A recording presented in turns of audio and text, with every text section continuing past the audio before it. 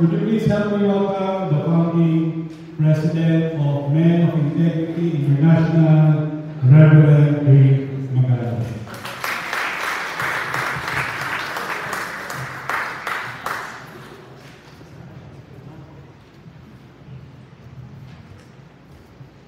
Welcome tonight to our Men of Integrity Men's Gathering. This is our third meeting since we relaunched last June. I would like to welcome those who have attended or joined us tonight for the first time. Can you see the hands of those who joined for the first time? Alright, can we give a hand of welcome to them? Okay, welcome. Those who came here are aware that there is a heavy traffic going on in Davao City. So we're hoping that others will be able to join us very soon. Now the reason why we're going to talk about this very important topic is because all of us men, we fail from time to time, right? And sometimes the failure can be very costly, especially when it involves, for example, a business that failed, or maybe you failed in your company and you lost your job, lost an income. Some of you may have failed a mortgage sum. Some of you may have failed in your marriage, and that is definitely one of the most devastating experiences for a man. Others experience failure, and we have students here by the way tonight. I would like to welcome the young people. Can we ask all the young men to please rise up? All the young people below 25 years old. Okay. Okay, let's give a clap of welcome to this young man.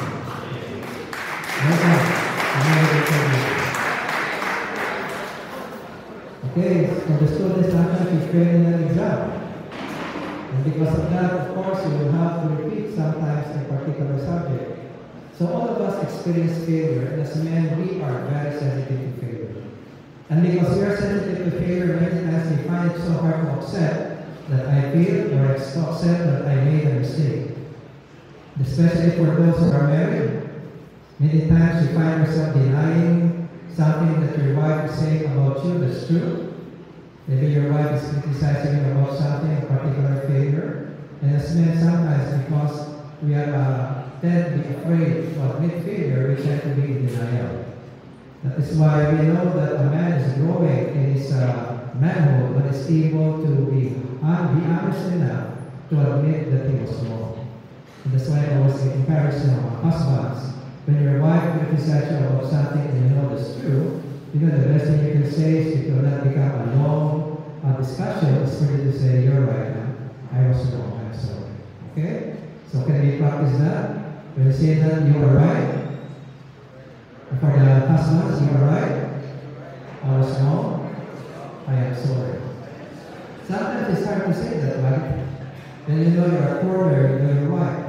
But even for all of us, whether we're married or not, one thing or another, many times we try to avoid taking responsibility for our mistakes because we feel that if that happens, people may look down on us, people may like us, people may actually reject us.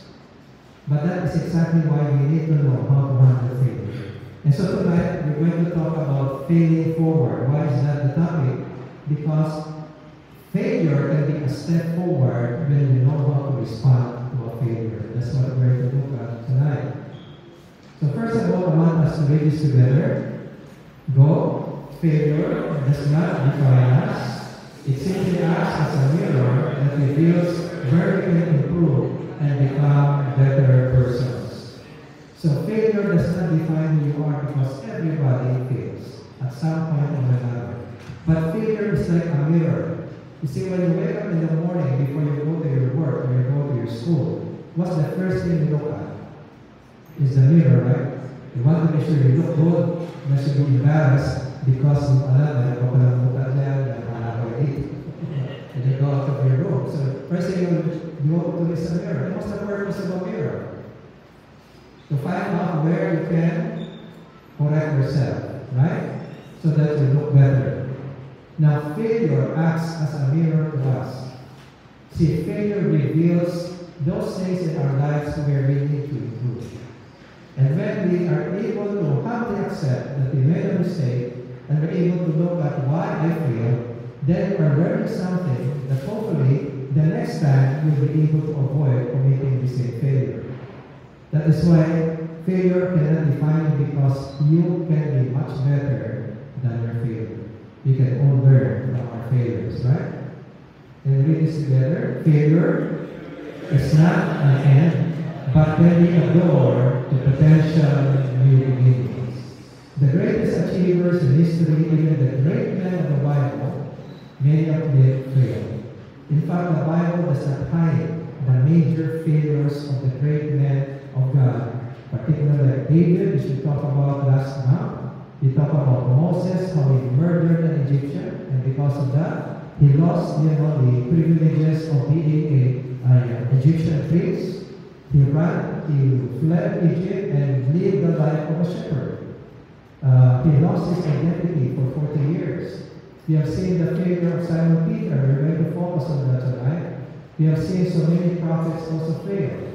And so the Bible does not hide the failure of this great man of God, because it intends to show us that failure is not the end. Because that failure can be a door to a potential new beginning with God. So can you say to the person beside you, my failure can become a door to a new beginning. Amen? So long as you're alive, you can still change. So long as you're alive, you can still improve. So long as you're alive, God can lead you to new beginnings, even after an experience of a major failure in life. That was so true of David, and we're going to take a look at that tonight. So can you read this together? Failure is not your enemy. It can sometimes be the only path to your God-given destiny. A path that is secured by God's amazing grace. You see, the beautiful thing is that even when you fail, especially when you fail morally, you commit a sin, and you commit a crime, you commit a major moral offense, the beautiful thing is that God can forgive you. And that God's grace can restore you and enable you to start over again. And that is the story, of course, of many of the great men in the Bible, including Moses, because he murdered an Egyptian. I mean, that was a crime. In fact, because he murdered an Egyptian, the Pharaoh was running after him in order to kill him. And that's why he had to flee Egypt, lost all his privileges, and became a nameless and faceless shepherd in Midian. And for the next 40 years of his life, it was the time of God to humble him. Because back then in Egypt, in the first 40 years of his life, he was too proud, because he was educated in all the knowledge and wisdom of the Egyptians, according to Stephen in Acts chapter 7. And he was a man great in words and deeds. He was a great achiever in Egypt. And he lost all of that glory. God made him a shepherd, and the Egyptians, shepherds are despicable in their eyes. Egyptians look down on shepherds because shepherds represent nomadic life where there is no permanent address. You're always moving from place to place. But Egyptians were builders of civilization and cities, and they were able to settle in one place because all their needs can be met in the city. While nomads have no permanent place. That's why they look down and despise shepherds. And Moses became that despised shepherd. For the next 40 years of his life, he totally lost his identity after that act of murder. But you see, God allowed that act of murder to bring him to the wilderness, because those 40 years in the wilderness was an important preparation for him for his final destiny, which he received, he entered into at the 80th year of his life. At the age of 80, he saw the burning bush. It is where God told him, I am going to send you back to Egypt. And you're going to fulfill the vision that you had in your heart when you were still in Egypt, that you believe that God will use you to deliver Israel from slavery. He had that vision at the age of 40 until he killed an Egyptian, and because of that, he lost that vision for the next 40 years working as a shepherd in a foreign land. But after he reached the age of 80, finally, God fulfilled that vision. And he had to learn how to be a patient shepherd. Do you know that according to beginner shepherds today in Israel, sheep, they said, are the youngest animals on earth. That's why if you are to be a very good shepherd, you have to be very patient. Why? Because these animals often lose their way. They always get lost. They often get lost. That's why a shepherd is must ensure that every lamb every sheep is following the flock. If not, they will be lost, or they may be eaten by animals and their lostness. And that is why for you to be a good shepherd, you have to be very patient, number one. And number two, you have to be very humble, because that is the lowest kind of job that you can ever have in ancient times, to be a shepherd. They only reserve that to the lowest kinds of people. And because they are hired, and they have to protect the sheep with their lives. And that is why Moses experienced the humbling of God. For 40 years, he was humbled and had to learn patience. You know why? Because a shepherd of the sheep, later on, God will raise him up to the shepherd of Israel in the Exodus. He will be leading 2 million people to the wilderness. And these people were even more stubborn, more problematic than the sheep. If he did not have the training of patience with those very dumb animals, he would have given up with his people earlier on and said, God, I quit. I can't handle this anymore.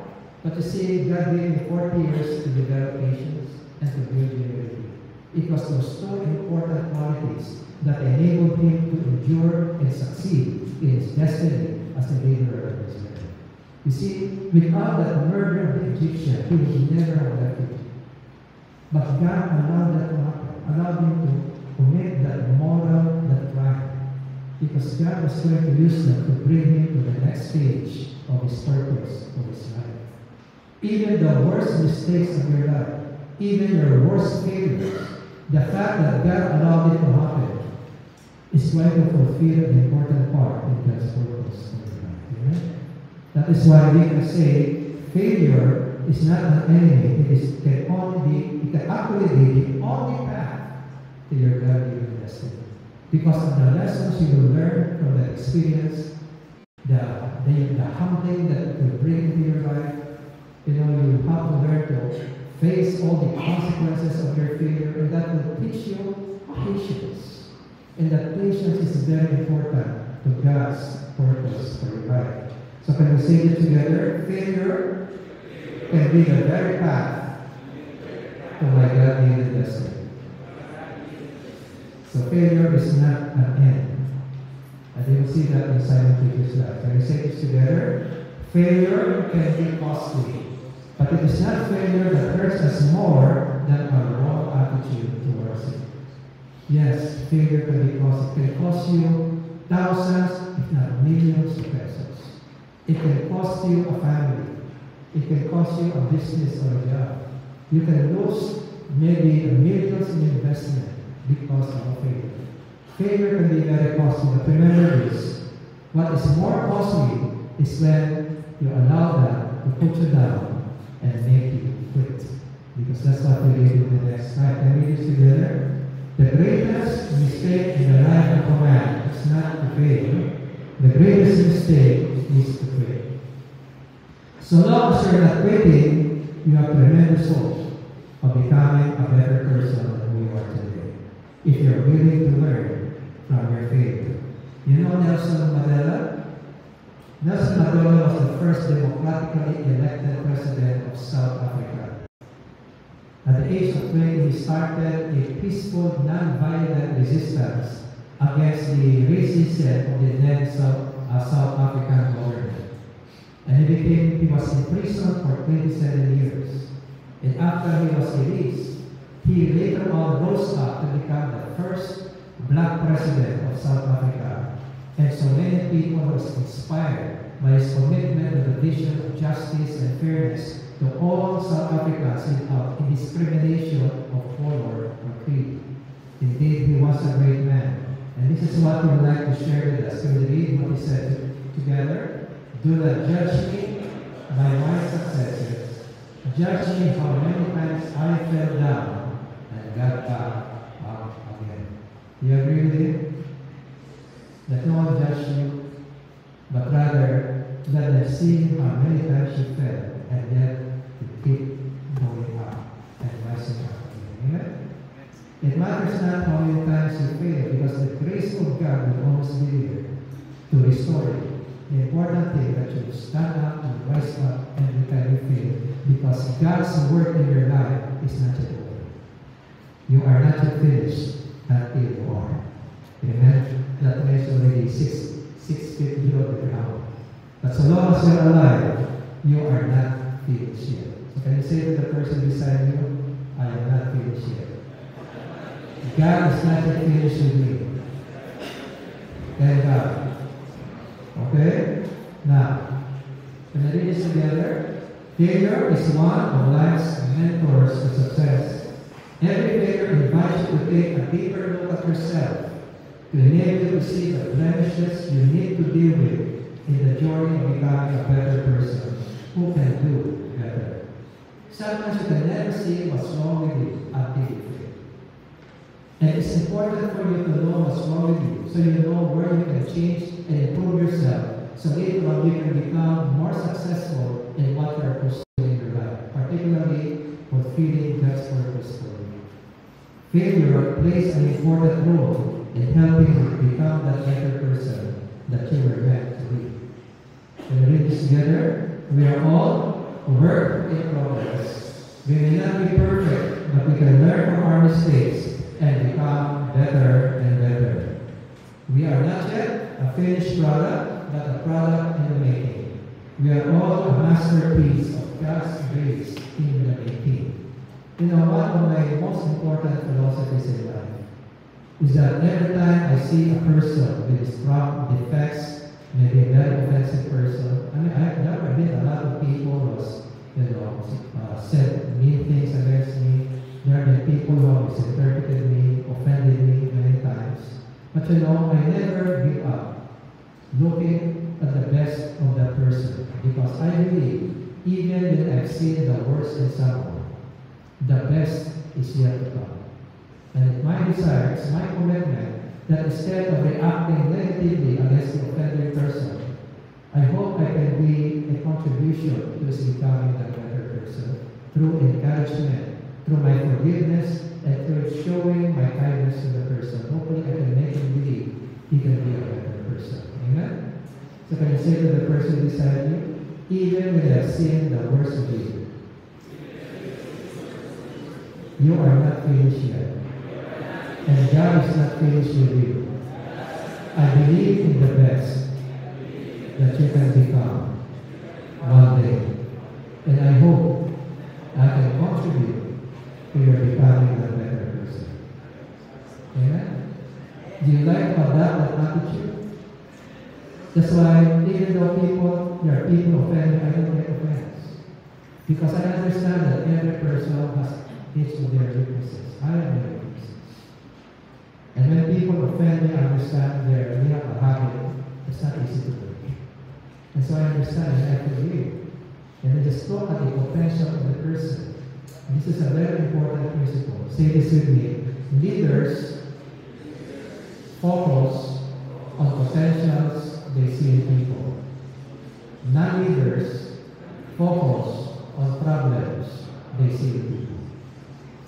If you're going to be a great leader, don't focus on the problems in people because everybody notices that. But what most people don't notice are the potentials of people.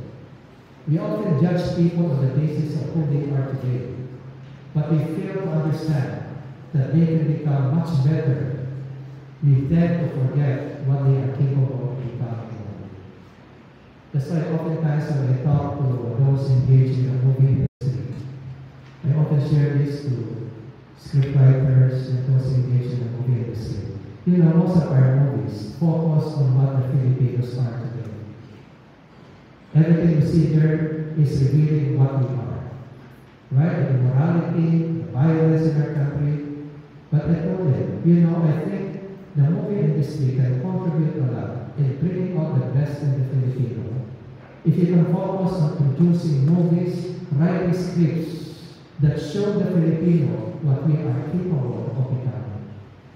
Because focusing on what we are doesn't make us better. But focusing people on the potential that they have, on what they can become, can inspire them to move in that direction. Do you agree? That is why a great leader doesn't focus on the problems in people. He focuses on potentials.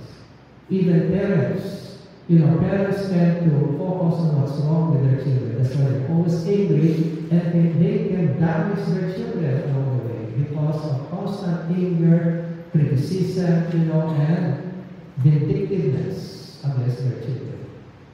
But if parents will only decide to focus on the potentials in the children, they find themselves inspiring, encouraging their children instead of endlessly criticizing them. Agree or disagree?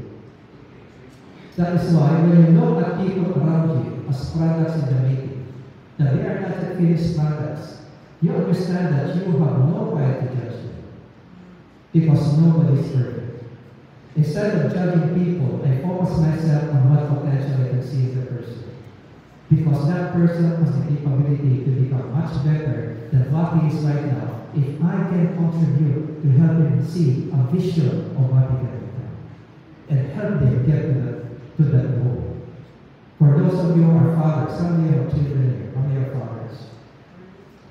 Okay, listen to this. If you want to be a great father, I'm not saying I'm the best father, but I know by the grace of God, I've done all I can to bring out the best in my children. This is my eldest, Lisa Faye. We have my daughter here, Genesis, our youngest. I thank God because all my children have developed a spirit of excellence in their lives. They excel at everything they do. Why? Because as they were small, I decided to be my children's greatest admirers. I always affirm them and see their potentials. I said that you're going to be like this, you're going to be like this, and every word I say, ultimately came to pass. The great manager, my eldest, the great songwriter, singer, and now teacher, Shiriel, the great artist, my only son, the great programmer. When they were young, I told him, you will become a great programmer, you will be a great artist. And all of this became true. They followed the vision and they fulfilled the vision that has been planted into them because I focus on their potentials. Amen? So this is very important. We are not finished products. Remember, each one of us is a masterpiece of God's grace. It's all about grace because we don't deserve it in the making. So let's read the next. And read this together. For we are God's masterpiece. He has created us anew in Christ Jesus so we can do the things He planned for us. No, God has great plans for you. That's what the Word of God says. And you say to the person beside you, I don't know your plans for yourself. Come on, say it. I don't know the plans you have for yourself, but God has great plans for you. And God is not finished yet. And He will continue to work in your life until He finishes the job. Amen? You are God's masterpiece in the making. Don't allow failure to stop you. Rather, allow failure to bring you closer to God. Because that is the smallest of failure that you need God most. Because you need His grace to enable you to humble yourself, accept the failure, accept the consequences, so those consequences can build in you those qualities that you need in order to emerge successful and victorious from that failure. Amen? Failure is a workshop of your character. Can you say it together? Every failure is a workshop of my character. You see, your real character comes out when you fail. And that is where you need to correct yourself. Okay? Here's another scripture. Therefore, if anyone is in Christ, he is a new creation. You see, God, you are part of the new creation work of God. And that creation is not yet finished. It's still in the process. You see, our destiny according to the Bible is to be conformed to the likeness of Jesus Christ in our character. That is why you're part of this new creation. Jesus is the head of a new human race. We are the pilot project of God as God's people. We are to reflect the character of Jesus Christ because now He is the head of this new human race that is intended to reflect the character of God on earth in order to bring genuine hope to the world that is already torn apart by evil and violence. Each one of you is God's light for your generation. Can you say that to the person beside you? You are God's light to your generation and to future ones. And that's why it's important to understand God is at work in your life. God is at work in your life even when you fail. In fact, God is more intensely at work in your life in your moments of failure than in your moments of success. Because it is in those moments of failure that God is teaching you a lot of things. That's why you need to humble yourself and listen. What is God teaching me? Because whatever is teaching you is preparing you, qualifying you for what He has prepared for you in the next stage of His plans for your life. Amen? How many are going through very difficult times right now? You're going through tough times right now in your life. Can you raise your hands? How do you feel that? You feel that? Okay, praise the Lord. Congratulations. You are on the path to success because God is using all those failures to mold you, to teach you, to shape you up so that you will qualify yourself for the next stage of His purposes for you. Remember this, your character must be qualified for your destiny. When you talk about destiny in the Bible, it means what God meant you to become and what God meant you to achieve on earth. That is your destiny. And to achieve that destiny, God has to qualify your character for your destiny. Because if your character is not qualified for your destiny, you will not get there. You will fail. That's why God will use every failure to teach you if you humble yourself and be willing to learn. Amen? And this is the commitment of God talking to the Christians in Philippi because they were the greatest supporter of Paul in his apostolic mission. They were the givers, number one givers. And Paul was so blessed by their gift of giving and saying to them, and I'm certain that God began that good work within you, whatever good it is in your life, that is contributing to God's purpose in your life.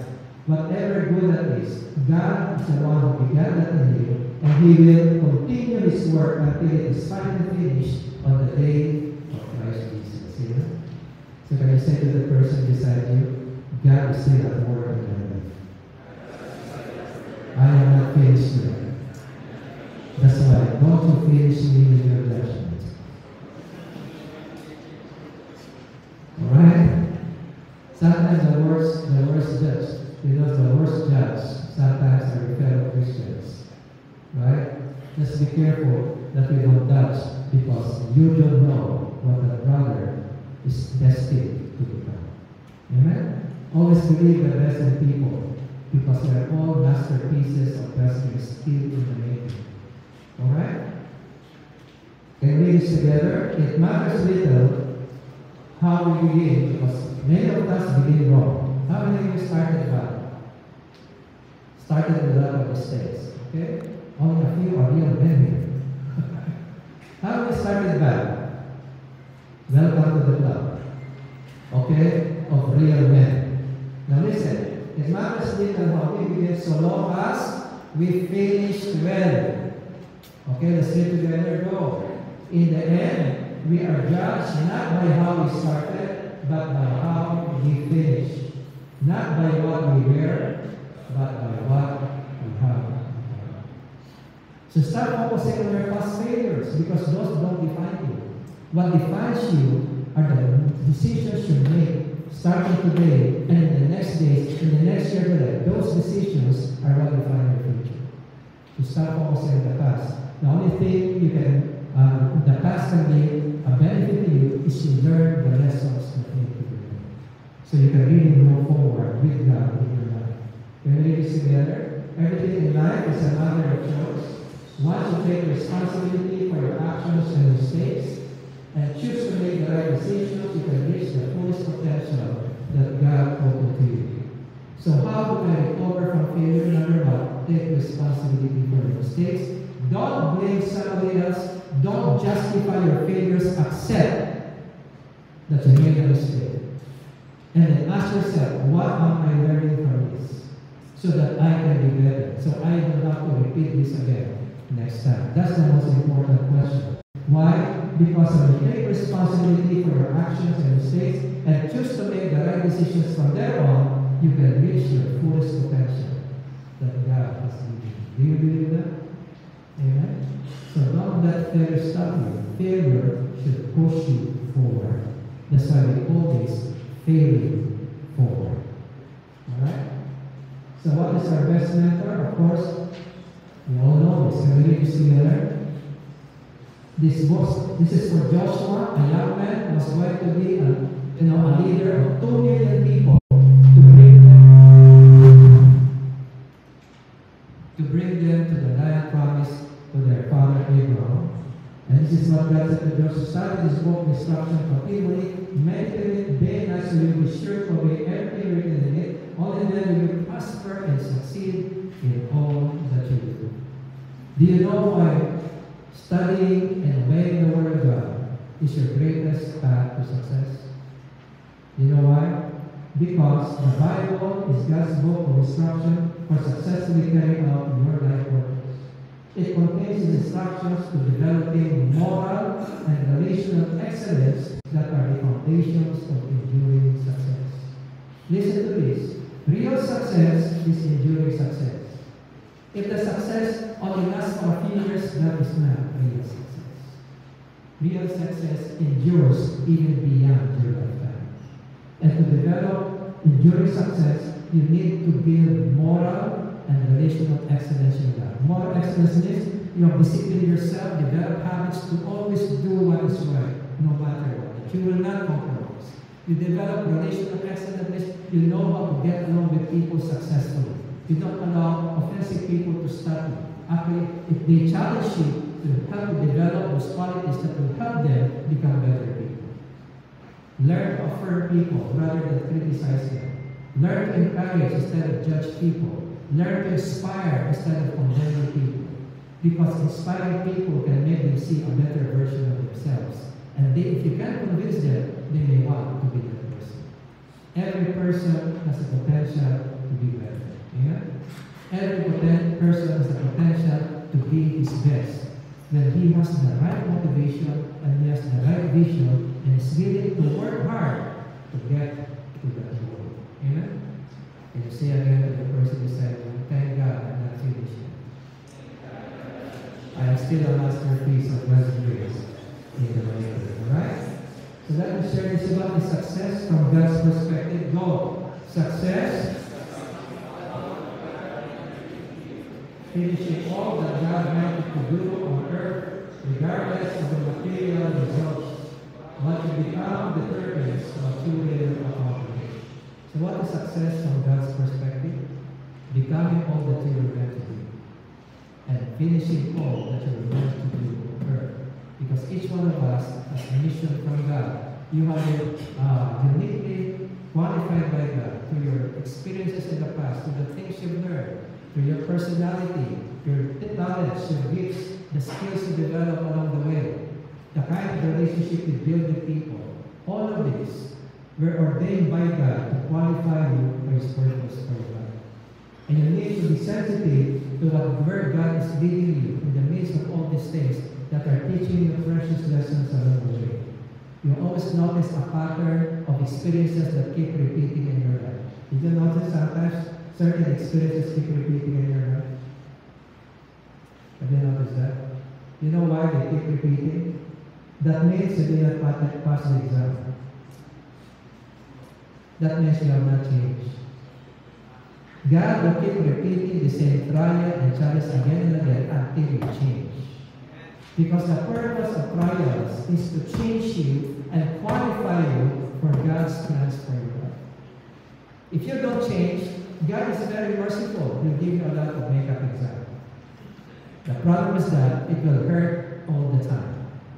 So if you want to really grow and move forward with God's plan for you, then pass the test by being willing to change what you need to change when trials come. It's because when you change, that's when you overcome the trial. If you don't change, the trial will overwhelm you. It can bring out the worst in you. But if you're willing to change and humble yourself, the trial will bring out the best in you. That's how God operates, okay? That's why God wants to build excellence in you. Why is excellence important? Because excellence is required for you to carry out God's purpose for your life. What you're meant to be and what you're meant to do on earth. Young people, do you know that each one of you was born with a purpose? You're born for a mission on earth.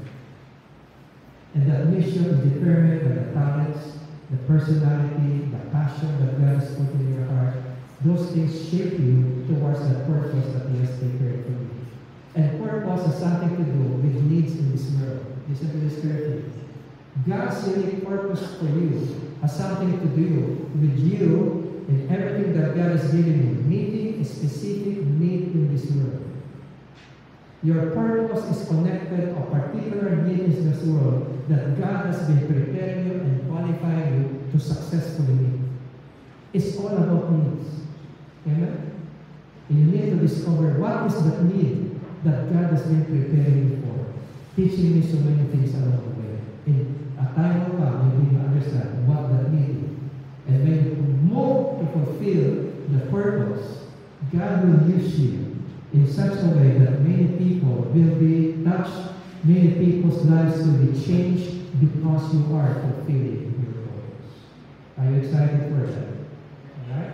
Jim Rohn, one of America's most respected business advisors.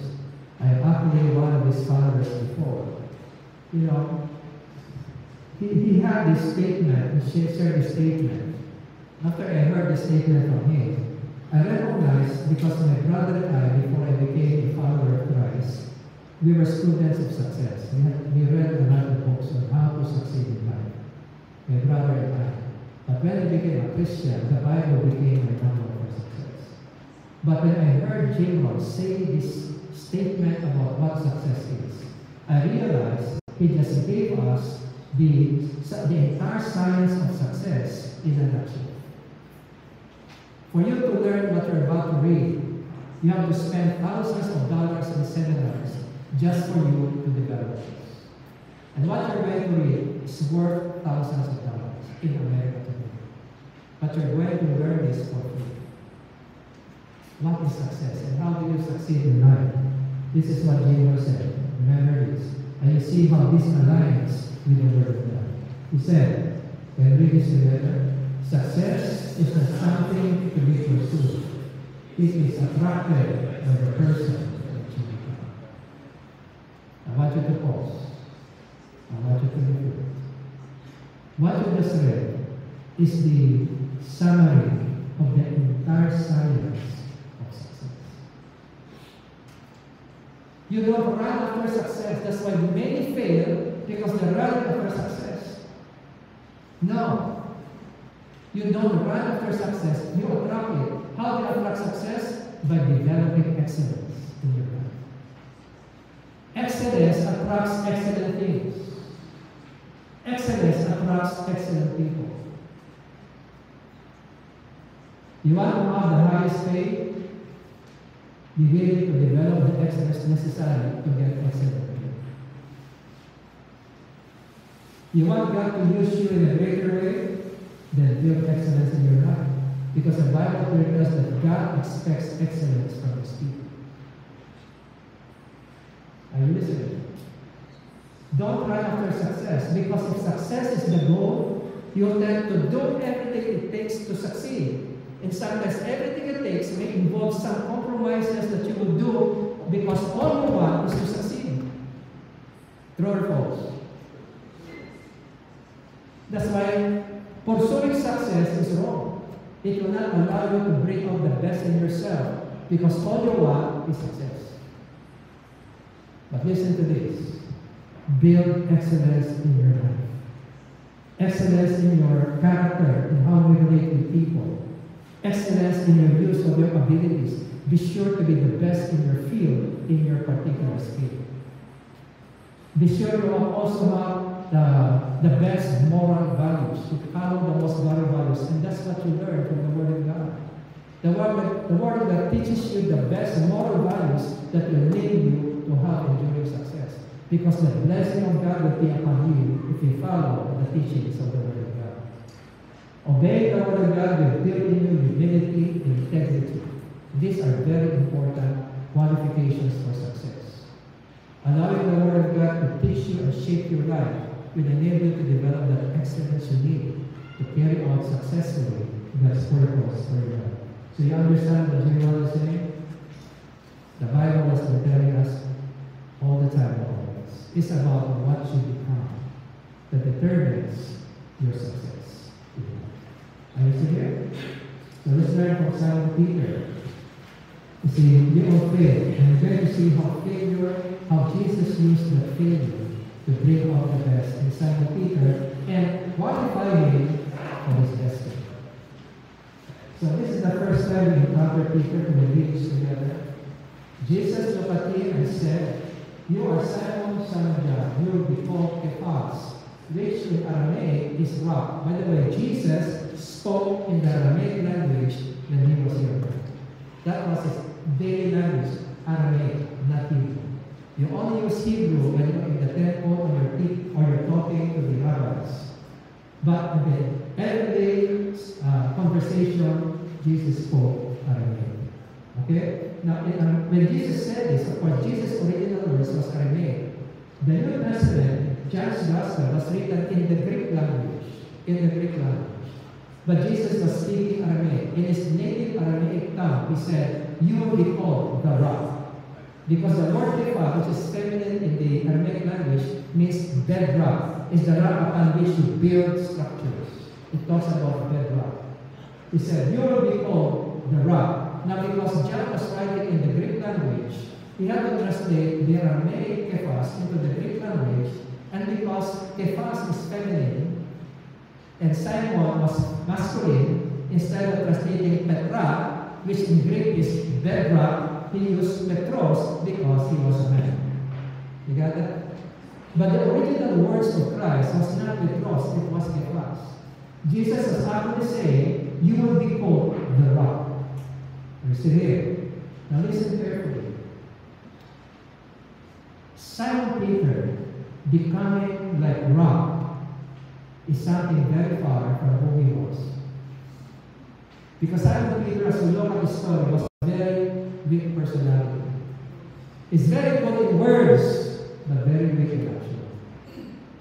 He often made many mistakes because he always wanted to be a leader. He always wanted to be the first one to answer Jesus, and sometimes he regrets what he says. And you can make promises, and then when the challenge comes, he backs up. You can say that Simon Peter's personality was that he was unstable. And the idea of a rock was the opposite of his personality. In other words, did Jesus know that this was the man who would one day deny 3 times that he did it? Did he already know?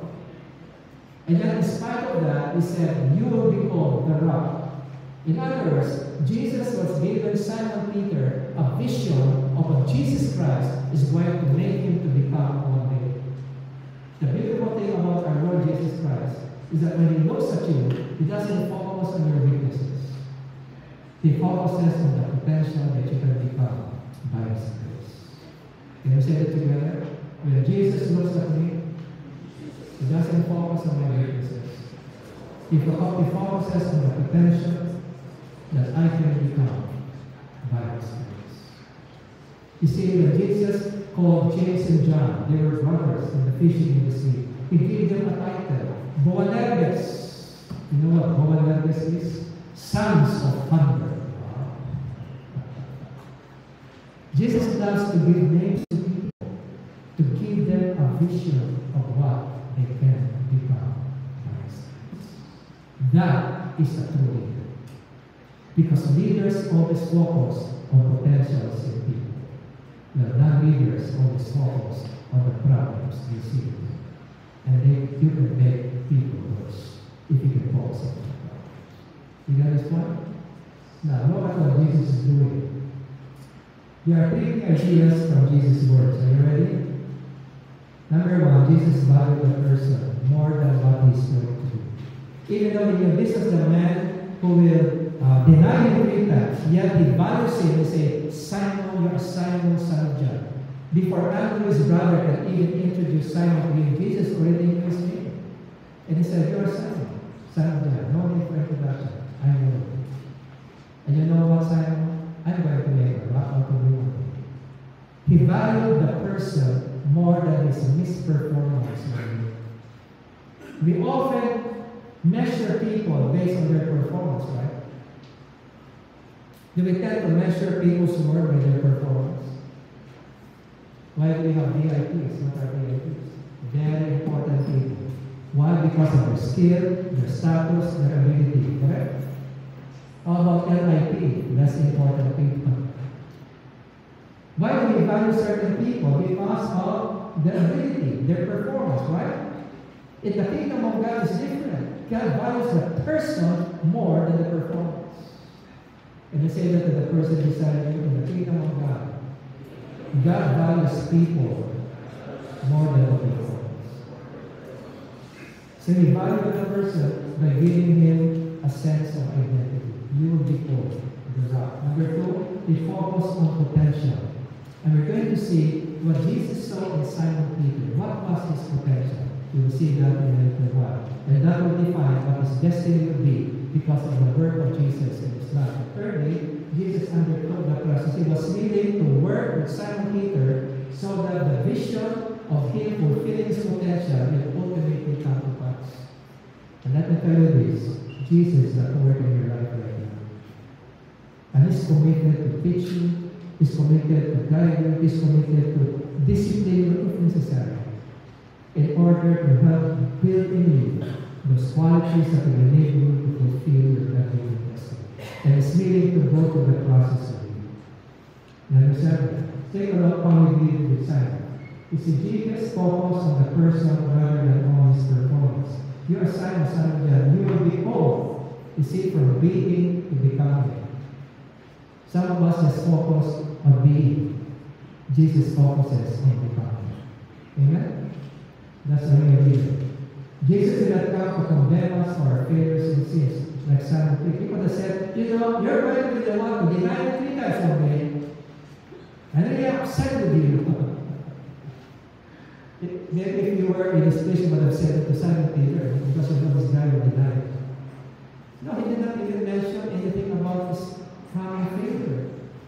In other words, Jesus did not come here to condemn us for our failures and sins, but to give us the opportunity to become what we were meant to be by His grace.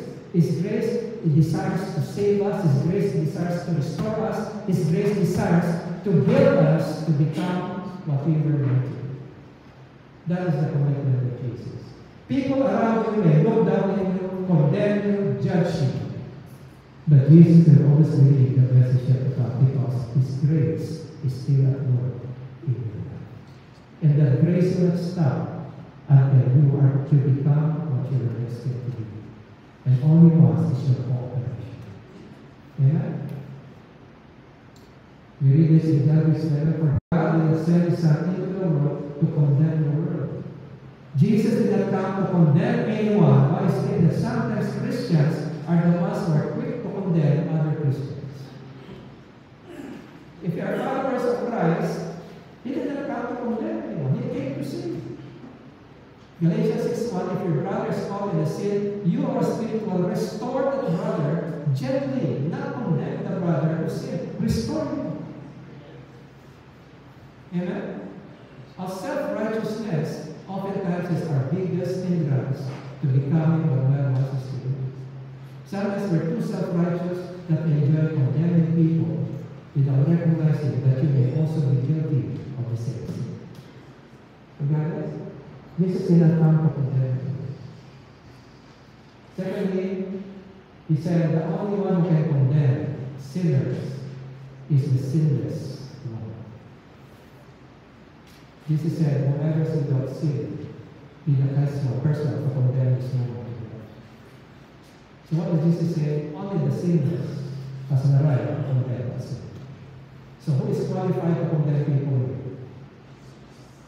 No. Only God has the right to condemn. Because God is the one who holds the laws that we break. Secondly, He is the one who knows the hearts of people. And He is a God not only of justice, but a God of compassion and grace. Amen? We show so much of justice, but we sometimes are incapable of showing grace to people, especially those who offend us. Yet God is so gracious to us. Neither do I condemn you. He had all the power to condemn this woman because he was sinless. By his own law, he can condemn this woman. And he said, neither do I condemn you. Go and start over. Wow. Amen? That's how Jesus looks at you when you sin.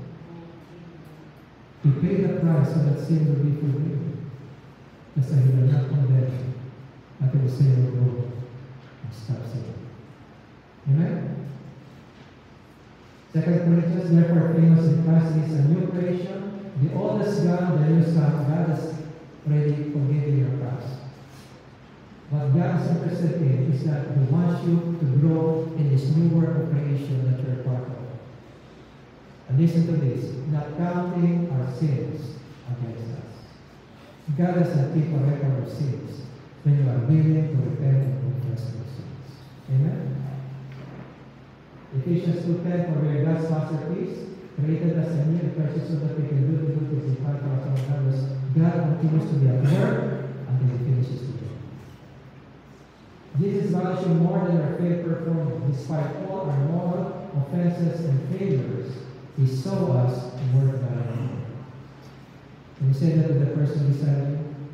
Besides all the worst in you, despite all the worst in you, and despite all your sins, Jesus saw you worth valuing. Amen? That is grace. Romans 5:8, but God demonstrated His own love for us that while we were still sinners, while we were still rebels, while our fists were lifted against God, Jesus died. No greater love was man than this, and He laid down His life for His friend. Jesus said on the eve of His crucifixion, the greatest honor you can give another person is to lay down your life for Him. The fact that Jesus laid down His life for you to save you from your sins, that means despite all your sins, Jesus chose to honor you with His life. Are you still listening? That is how Jesus looks at you. People look at you differently. People around you are too condemning, too self-righteous. And yet God, the savior's one, is not. If you have Jesus Christ in your heart, if you have accepted Jesus as your Lord and Savior, if you are being made one with Jesus, God cannot condemn you. Because according to the word of God, Jesus is always interceding at the right time. Amen? Secondly, He focused on the potential of Simon Peter. Jesus focused on Simon's potential and his purpose for him rather than focusing on his weaknesses and intending favor. Again, stop focusing on the weaknesses and progress in people. Rather focus on the potential we see in them. Okay? Now, he saw the finished product. He had a vision for Simon for what he can become by His grace. You are going to become the rock. In the eyes of Jesus, He sees the finished product that Simon will become with you. But Jesus saw Simon, number one, he saw he had leadership potential. Why? Because he always wants to be the first. Always wants to be the first. When they say that, oh, the Lord of Christ is Son of the living God. And he's always the first one to step forward. When Jesus was walking in the water, Lord, bid me also to walk in the water. Like, I will never deny you. I'm ready to go to the death with you. And then he denies it 3 times. Guys, I mean, he always wants to play leader and hero. Jesus said, let's go. Amen? Di pa ambisyoso si Simon. Pero Jesus did not look at that negatively. He saw potential. That Simon had leadership potential. Okay? Because he always takes initiative. What makes a leader is the ability to take initiative in meeting needs around. Right? And responding to different situations. That's leadership. He saw that potential. Number 2, he saw his capacity for devotion to what he believes. Because he knew that his Simon would be loyal to him, at least with his mouth. I will never deny you, I'm ready to die for you. He saw that. This is a man with passion and devotion. That's good. But you need to be sure you can do it. Alright, that's what needs to be built in him. Thirdly, his willingness to stand for a friend against all odds. That's what he did for Jesus. He was the one, Lord, I was trying with a sword. When Jesus was arrested, the other disciples were just, I'm going to defend the Lord with my life. And then he was surprised when said, Simon, prepare yourself to experience, for he who lives by the sword shall perish by the sword. And what did he took the cut ear of Malchus, the priest servant, and put it back. And what did you do? I started his ear, and now you're giving it back. That's how you treat your enemy. Jesus said, remember, I told you, love your enemies. Remember that? So, his willingness to stand for a friend against all that. So you know that this man had a desire to be loyal. And Jesus is going to build those qualities in him that will truly make him loyal to him. Okay? That's all the potentials. And so where Simon needed work on, he saw that Simon had to deal with his impulsiveness. Because it always takes initiative, he can be very impulsive. One time Jesus said, I'm going to be crucified, I'm going to die. And then Simon Peter said, no, it will never happen to you. And Jesus said, get behind me, Satan. He did not know he was already speaking from the devil. Okay? And very impulsive. Sometimes he wants to answer when he should not be answering. So Jesus has to deal with his impulsiveness. And you know what happened? His impulsiveness made him deny his master 3 times. Because of his impulsiveness. You got this? And now we will learn this lesson. Be careful. Number 2, his fear of man. That night revealed he was afraid of what people can do. That's why he denied his master. Jesus has to deal with it. Thirdly, he's too proud. His pride in himself. Always wants to be the hero. Number 1, always to be at the top of everybody else. Okay, Jesus said, I have to deal with his weaknesses. And how did he do that? The process. Jesus focused on the process by which he will accomplish his purpose. The process will take time. He spent 3 years shaping Simon's character to prepare him to become a strong leader. Later on, he will commission him to be a leader of the 12 in John chapter 21. In the process, he experienced 2 failures. The first one at the beginning, he failed in his performance as a fisherman, and God allowed him to fail because it was a stepping stone to his becoming a disciple of Christ. His failure in his fishing industry. He failed, and then he failed in his relationship with Jesus because he denied his master 3 times, even though he promised he will never deny him. He will learn how Jesus mentored him with his 2 failures. Okay? Now we're going to read this very fast. Okay? So this is the story of what happened at the lake of Gennesaret when Jesus was preaching to the crowds, and then after that, because the crowds were pressing on him, he was moving more and more backwards towards the sea because of the crowds. He had to back out so he could still be heard, at a far distance. So he had to get into one of the boats so that he could still modulate his way so he can be heard by the multitude, so that they're gathered by the sea. So he saw on the water, there's 2 boats left there, the fishermen were watching their nets. He got into one of the boats, and when they went to Simon, asked him to put up the people from shore, and he sat down and called the people from the boat. So first thing he did, I need a pulpit. Can you please move the boat further so that I can have a distance from the people, so I can still speak so that the people in the back can still hear me. So Jesus understands, acoustics. So they had to back up a little into the sea. And after he was teaching, when he had finished speaking, he said to Simon, put into the deep water and let down the nets for a catch. You know why Jesus did that? Because Jesus knew they caught nothing that time. Listen, Simon answered, Master, we worked out all night and haven't caught anything. But because it says so, I will let down the nets. Very simple. He was an experienced fisherman, veteran. He knows the Sea of Galilee more than anyone. He knows that if there is no fish at night, the more there is no fish by day. He knew that by years of experience. Now his experience is being challenged by his teacher. He's saying that down your nets for a catch. And he's saying, oh, that doesn't happen. In my experience, that never happens. Lord, we work hard all night and caught nothing. You know what that means, Lord? You are not a fisherman. You may be a builder from Nazareth, but may not understand the fishing business. You see, we caught nothing. Which means, he's trying to say, we're not going to catch anything today. But the beautiful thing about Simon Peter is this: even though he doubted, he still obeyed. And that's when the miracle took place. Are you listening? Can you say to the person beside you, even without God, just obey, and will never regret. And later on, like Simon, your faith will rise because now you see what Jesus can do because you obey. You got that? All right? And so, when James said, but at your word in the original language, but at your word, I let them rest. Because that word is more powerful than his experience. That is what he is about to discover today. The word of Jesus is more powerful than his experience. And so that's what they have caught such a large number of fish that their nets began to break. Number one, not only the nets.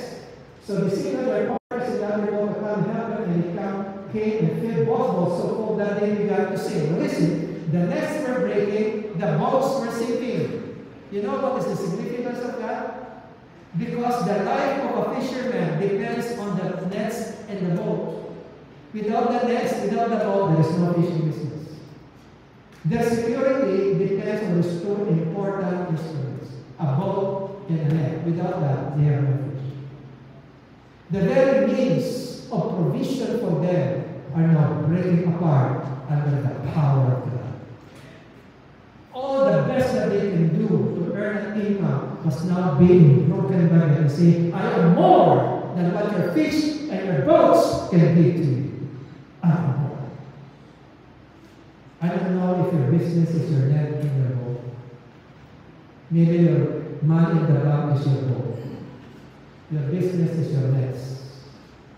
Let me tell you, if you follow Jesus, He can do much more than what your nets and your boats can do. God can caught so much fish that the nets were breaking, the boats were sinking, something unprecedented in their entire experience. This has never happened before. This was a violation of their experience because now the Word of God created the miracle. As to tell you this, God's Word will always contradict your experience. When you read from the Bible, God gives you a promise. That word will always be contradicted by your experience. But listen to this. The secret of faith. Faith is holding on to the Word of God, even when my experience contradicts it. And holding on until the Word of God changes my experience. Can we say it together? Faith is holding on to the Word of God, even when my experience contradicts it. And holding on until the Word of God changes my experience, because it will if you just hold on. It's just a matter of time. That's the power of the Word of God. God's Word is more powerful than your experience. That's why Simon said, Lord, I am a sinful man. He felt so guilty because he doubted. You have to tell the master, we work hard all night and all night, as if he's trying to say, you don't know the business here, okay? Let me inform you.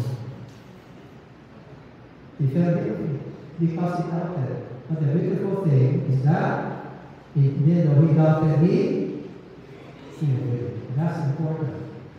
For he is convinced as always of the catch of fish that takes over James and the sons of Zebedee, Simon's father's name. Jesus said to Simon, don't be afraid, from now on you fish for people. So why did Jesus perform the miracle? He's saying, my dear Simon, and all of you, I am greater than your ordinary dreams. You can do much more than your ordinary visions can do. As fishermen, our vision is also have the greatest catch.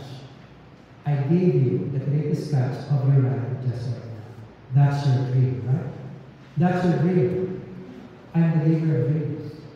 But I want to show you that I gave you your dream. It's time for you to move on. Because I've got bigger dreams for you. I have bigger dreams for you. Come, follow me. Right? From now on, you will fish. Amen? So what what happened to his failure that morning? He failed as a fisherman to catch the fish in the water. But God used that failure to show him that God is greater than his failures. Amen? That if only he will commit to follow Jesus Christ, no failure can stop God from bringing greater miracles into your life. If you just choose to follow him. Amen? The possibilities that we're learning from the story of Simon Peter, and we read this together, the possibilities that God can open for you are always greater than your perceived limitations and failures. Simon saw the limits of the Sea of Galilee. No fish at night, so there's no fish by day. That's what he thought. Okay? He failed. He saw the limitations, but the possibilities that God can bring into your life can open for you. They are always greater than your perceived limitations. Your failures show you your limitations, true or false. But if you bring those failures to God and learn from them and trust in God, He can give you greater possibilities than your limitations can ever imagine. You just have to say, Lord, I surrender to you. In the midst of this failure, I choose to trust you and I will follow you. I will not give up. Amen? Alright? Can we read this together? The key to experiencing God's great possibilities for you is to let Jesus take control of your life by following Him and entrust life to Him as your personal Savior, as where everything begins. For Simon Peter, that was the time of surrender to Jesus Christ because he left everything and followed Him. That was the moment of surrender in the life of Simon Peter. Remember this, God's possibilities are greater than your fears. So don't allow those fears to stop you from surrendering your life to God. He is not finished to do that. When we read this together, Jesus saw Simon's impending failure as a necessary part of his purpose for him and to achieving his full potential. What was his next failure? His denial of Jesus. Even though he said, I will never deny you, I'm ready to die for you, and then swallowed all of that. When we read this together, his failure was going to humble him because he was too proud. He's so confident, God, I will never deny you, I'm ready to die for you. And around that night, he fled. Amidst the failure, he experienced the meaning of God's grace. Grace means kindness and favor. How many of you know in your life you have failed Jesus in your life? Certain time. How many of you at certain time you know you failed Jesus? Praise God. Listen carefully. Jesus allowed it to happen. Because He could have given you greater grace. But He allowed it to happen in order to help you, to show you your limitations, so that all the more you will prepare. Because He cannot fulfill His purpose for your life if it depends on your ability. Remember, God's purposes takes the power of God to fulfill it, not yours. God's plans for you are beyond human ability to accomplish. When God's plans for you, it takes His power to make it happen. But that power will not be revealed in your life. That power will not operate in your life until you learn to humbly depend on Him. So that ultimately the glory goes to God, not to you. Are you still here? That's why God needs to humble us. We are too confident about ourselves. And that's exactly what He did for Simon. His failure was going to humble him. In the midst of failure, he will experience the meaning of God's grace. He will recognize, Lord, now I realize whatever I can achieve is all by your grace. Because I tried and I failed in my own strength. But now by your grace, I know I will succeed. It is not by my effort, but by your grace alone. Can we say that together?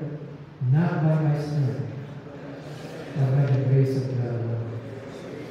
And Simon Peter was going to learn the power of God's grace. But he will never know that power if he never failed. Because that failure was intended to humble him and show him his limitations. Your end is God's beginning. Can we say that together?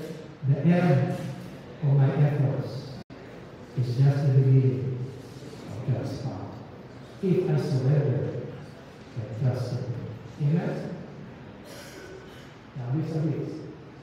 That night, Jesus warned him, Simon, Simon, Satan asked to see if we're going to be tested tonight by the devil. He asked me permission. I gave him consent. Are you being tested by the devil in your life right now? Jesus approved it. You cannot be tested unless Jesus allows it. And when you're tested, you know Jesus wants you to win. The devil wants you to sin. So it depends on who you're listening to. In every test, Jesus wants you to win. The devil wants you to sin. You have to decide to whom you will belong. Amen? He said, but I pray for you. Listen carefully. But I pray for you that your faith may not fail. And when you have turned back, strengthen your brothers. Now listen carefully. Jesus said, I pray for you that your faith will not fail. What did Jesus mean?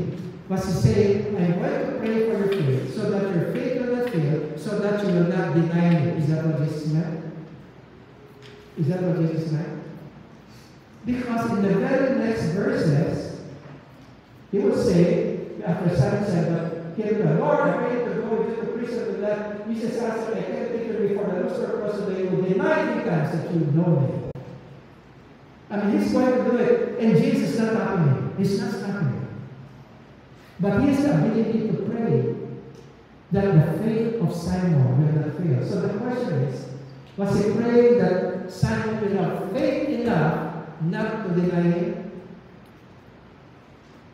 Was he praying that Simon will have faith enough not to deny him? No. Why not? Why not? Because he just said, you're going to deny me. It's going on. I'm not going to stop it.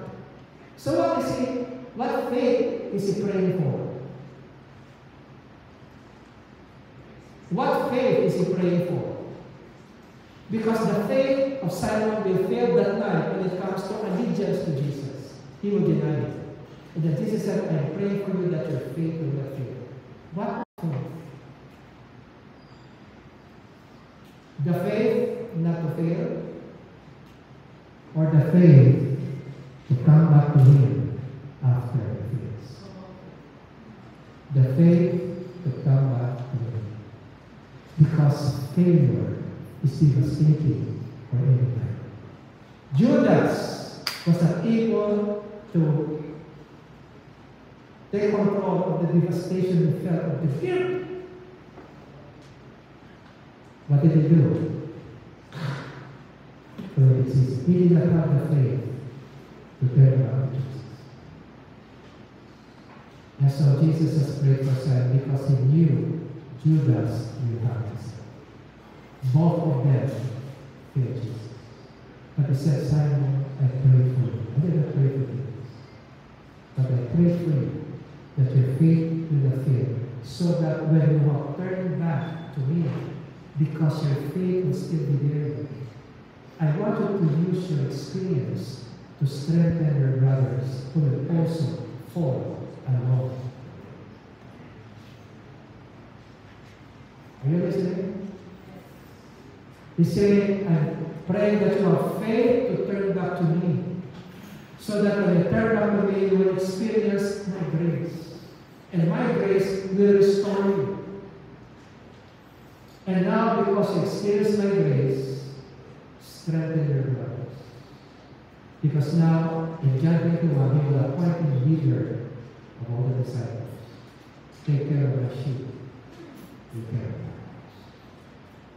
And as a leader, he must be a model. He must be able to turn back those disciples who fall along the way. Because he also failed. And yet, by the grace of Christ, he was turned back and understood the power of God's grace to restore. You see, the failure of Simon Peter was part of God's plan to prepare him to become the leader that Jesus needed him to be.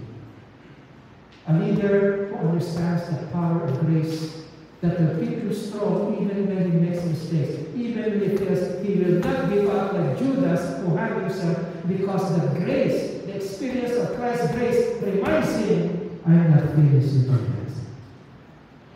My grace is still there. Rise up, Simon. Hallelujah. Failure and pain was part of the process. He allowed Simon to fail, to reap the consequences, but God's grace released him from self-condemnation.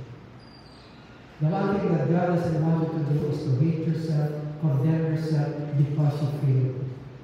Because His grace is reminding you, I am not finished. I'm giving you another chance. Amen? Rise up. I am not done with you. You're still a masterpiece of my grace. Hallelujah. There's a power of grace.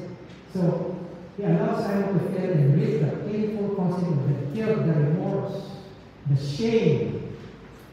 But God's grace releases him. Wow, amen? And read this together. Pain as a consequence of failure is intended to humble us, to teach us wisdom and to lead us to change, if we are willing to learn from it. If we seek to blame our circumstances or someone else or even God for our failure, it can harden us. If we take responsibility for our failure, it humbles us and leads us to become the better person we were meant to be. For this is what the high and exalted one says, who lives forever, whose name is holy. I live in a high and holy place, but also with the one who is contrite and lowly in spirit, to revive the spirit of the lowly and revive the heart of the humble. You know what a contrite person is? A contrite person is, the word in Hebrew is to be crushed. A man of contrite spirit is the moment he becomes aware that he sinned, he immediately takes responsibility and humbles himself. The opposite of a man with a contrite heart is somebody who's trying to blame another, trying to offer justification for his failures. He will not admit his sin. That's the opposite of contrite. A contrite person is somebody that the moment you're convicted, you say, Lord, I'm sorry. I'm sorry. You're easily broken. You're easily crushed when you know you have committed wrong. And God is saying, I live in a high, I am holy. I live in a high and holy place, but you know what? I also love to live with the one. Not the one who is perfectly holy. Not the one who is perfect. I love to live with the one who, although he can sin, remains lovely and contrite. In other words, what God is concerned about is not how many times you sin, isn't there for you?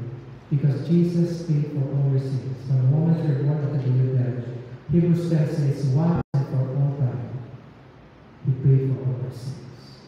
What God is concerned about is your attitude towards your sin. If you love that sin, then He will be truly grieved. But if you're the kind of person, the moment you're convicted, you say, God, I'm sorry. You don't try to justify, you don't try to make excuses, you don't try to blame someone else. Lord, I was wrong. I have sinned. And that is the contrite of God. He says, He doesn't say, I'm going to live with a perfect person, because there's no perfect on earth. But I'm willing to dwell with someone who is lowly and contrite of spirit. So may I ask you tonight, are you the kind of person that once you know you're wrong, you usually feel sorry? You don't offer excuses, you justify it. You say, Lord, I'm sorry, I've sinned. That is the contrite of God. You know what? You're the kind of person that the Holy God wants to be. This is very hard. Look at the next scripture.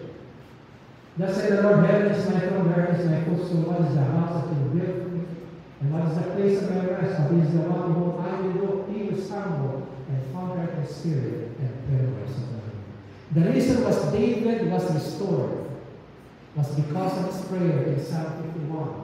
He committed the sin against Bathsheba and murdered Uriah. This is what he said. He says, Sir, superscription of the sound, so you know the context. When you sin, commit adultery with Sheba, have mercy on me, God, according to our faith, according to great compassion, blot out my transgression, wash away all my iniquity, and cleanse me of my sin. Against you only have I sinned and done what is evil in your sight, so you are right in your verdict and justified in the Lord. I accept all consequences. You are right. I am wrong. I accept all consequences. I'm not going to run away. God is a lowly heart person. You do not deny the sacrifice, or I will bring it. You didn't take flesh and burn it for me. My sacrifice, O God, is a broken spirit, a broken and contrite heart. You, O God, will never despise. You might have committed the worst sin. But even before you were born, God saw you and laid the charge of His Son 2,000 years ago. God is never surprised by your sins because He already saw them before you. But what God is looking at is your attitude towards your sin. And when He says that you're easily repentant, you're easily broken, no matter what you've done, He committed murder and adultery, the worst. Murder. And yet He said, a broken and contrite spirit, I know you. That's why He remained a man after God's own heart, even in the New Testament, despite His neighbors in life, because He had a broken and contrite spirit. And God forgave Him, and God restored Him. Amen? So here's what to do when you fail. Can we read this together? Take responsibility for your mistake, failure, or offense by facing and accepting the consequences without resentment and without finding fault with others. Take responsibility for the damage you have caused another or others. Ask forgiveness and do restitution. Restitution means you have a debt, you have to pay it back. You have to do a repair job. That's restitution. Okay, number 2, accept what happened and consider it a learning experience for you to improve as a person. Remember, you're still a work in progress on the journey of becoming. You are God's masterpiece of grace in the making. God is the grace, even at your worst. Number 3, make the most of what you have now or work right now by focusing on improving your situation rather than mourning over your failure or brooding over your failure. Focus on what God wants you to do and do it. Okay? Number 4, find an affirming support community where people are focused on helping people become better people without making boundaries. Avoid people who like to condemn people because they are too self-righteous. They cannot help. They will just push you down. Find a community of people who understands the power of grace to restore the broken, to restore the fallen. Number 5, do your best to improve yourself based on what you have learned from your experience and let those lessons contribute to your success. Number 6, trust God to enable you to become a better person and efficient. Remember, God has a greater vision for you and is committed to finish. Okay? God is not finished you yet, so have faith with God.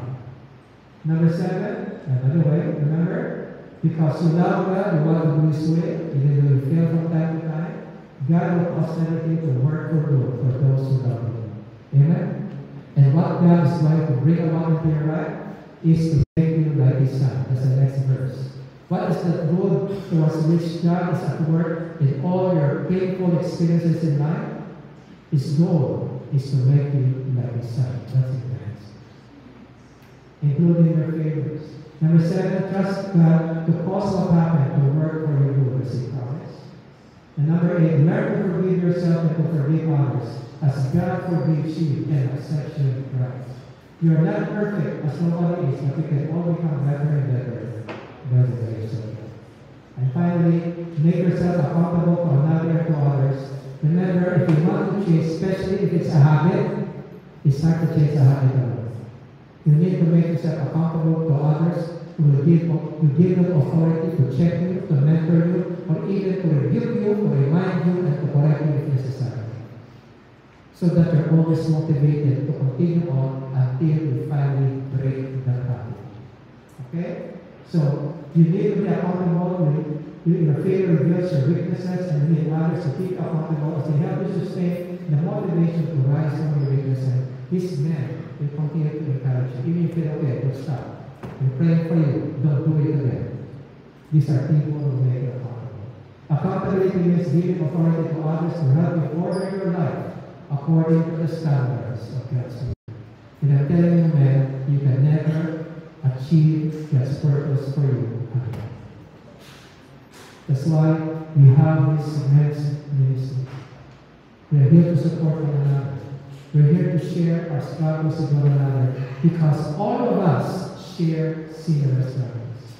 This is not a place where somebody shares his temptations that you condemn the person because you are yourself guilty. It takes humility for men to build a truly supportive community where we can really help one another. Agree? Because it takes a man to understand another man.